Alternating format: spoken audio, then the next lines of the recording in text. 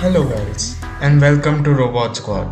In today's video we will be discussing on how to install VirtualBox in Windows.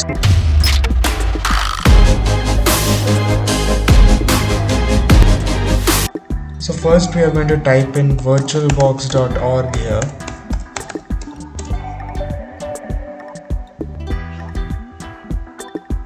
Now we are going to click on this download VirtualBox 6.1 and now we are going to scroll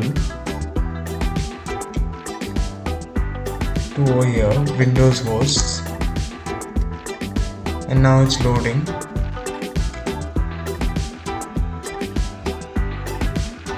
We are going to click over here. It's going to open the exe file.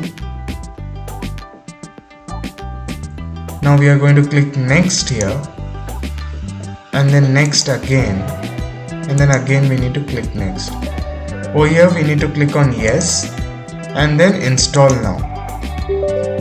Here we are going to click on yes and now it's copying new files and it's installing. So VirtualBox is a virtual machine software which will help us install other operating systems on Windows. So as we can see, it's installed. Right? Don't forget to like, share and subscribe.